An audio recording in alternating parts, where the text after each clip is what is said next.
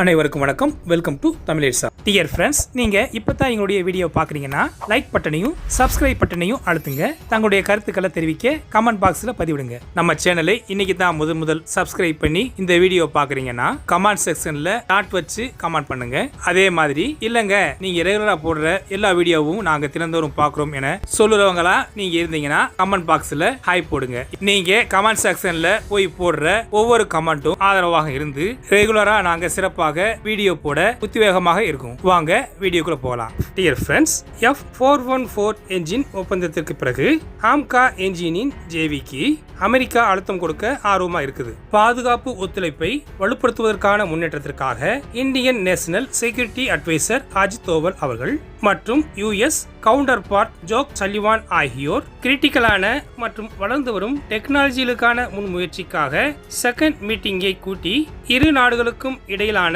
மூலோபாய கூட்டாண்மையை அடிக்கோடிட்டு காட்டும் வகையில் co production, co development and research and டெவலப்மெண்ட்களில் கவனம் செலுத்தி இந்தியாவின் advance medium combat aircraft 5th generation புரோகிராமுக்காக ஒரு நியூ என்ஜினை இந்தியாவும் அமெரிக்காவும் கூட்டாக உருவாக்க அமெரிக்காவிடமிருந்து மீண்டும் வலியுறுத்தப்பட்ட சலுகைகளை பெற இந்த மீட்டிங் நடைபெற்றது. பல ஆண்டுகளுக்கு முன்னாடி இந்தியாவும் அமெரிக்காவும் இணைந்து ஆம்கா திட்டத்திற்காக ஒரு புதிய இயந்திரத்தை உருவாக்க சாத்தியமான கூறுகளை ஆராய ஒரு கூட்டுக்குழுவை அமைச்சாங்க.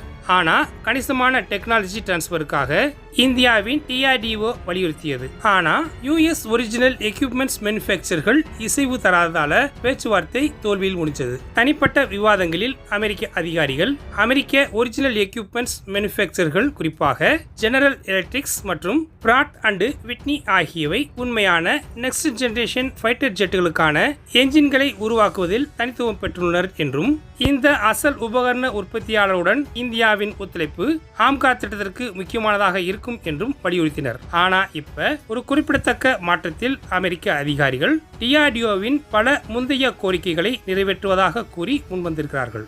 இந்திய அரசுக்கு சொந்தமான ஹிந்துஸ்தான் ஏரோநாட்டிக்கல் லிமிடெட் உள்நாட்டில் தயாரிக்கும் F414 என்ஜினுக்கான 80% அதிக அளவு தொழில்நுட்ப பரிமாற்றத்திற்கான வரம்பை அதிகரிக்கும் என நம்பிக்கைக்குரிய செயல்பாடுகள் இருக்கின்றன. டிஆர்டிஓவின் சீப் சமீபத்தில் பழைய 4th ஜெனரேஷன் என்ஜின்களை மேம்படுத்த வேண்டாம் என்று கூறிவிட்டு ஒரு அதிநவீன இயந்திரத்திற்கான 6th ஜெனரேஷன் டெக்னாலஜியை இணைத்து புதிதாக ஒரு என்ஜினை உருவாக்குவது சிறந்தது.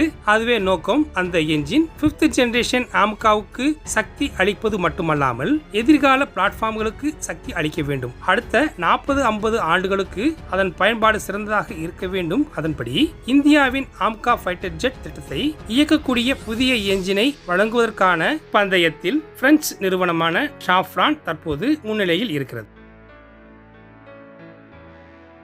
யூரோசேட்ரி 2024 கண்காட்சி மூலம் இந்திய பீரங்கி குண்டுகள் உலகளாவிய ஆர்வத்தை பெற்றிருக்கின்றன. பாரிஸில் நடைபெறும் இன்டர்நேஷனல் டிஃபென்ஸ் அண்ட் செக்யூரிட்டி கண்காட்சிக்கான யூரோசேட்ரி 2024 பங்கேற்கும் இந்திய அரசுக்கு சொந்தமான நிறுவனங்கள் தற்போது உக்ரைனில் நடந்து வரும் போர் காரணமாக உலகளாவிய பற்றாக்குறைகளுக்கு மத்தியில் தங்கள் 155 mm ஆர்டிலரி செல்ஸ்கள் மீது வலுவான ஆர்வத்தை பெற்றிருக்கின்றன. லீடிங் இந்தியா டிஃபென்ஸ் மேனுஃபேக்சரான Yatra India limited ERFB Expanded Range Full Bore HEER High Explosive Expanded Range HE77B மற்றும் HE170 வேரியண்ட்களை உள்ளடக்கிய 155 mm ஆர்டிலரி செட்கள் பல்வேறு நாடுகளில் இருந்து குறிப்பிடத்தக்க கவனத்தை ஈர்த்திருக்கிறது. உக்ரைனில் நடந்த போர் ஐரோப்பா முழுவதும் 155 பீரங்கி குண்டுடைய கையிருப்புகளை கணிசமாக குறைத்துவிட்டது. உக்ரைனுக்கு வெடிமருந்துகளை வழங்கும் நாடுகள் இப்ப தங்களுடைய சரக்குகளை நிரப்ப பார்க்கின்றன. இத்தகைய குண்டுகளுக்கான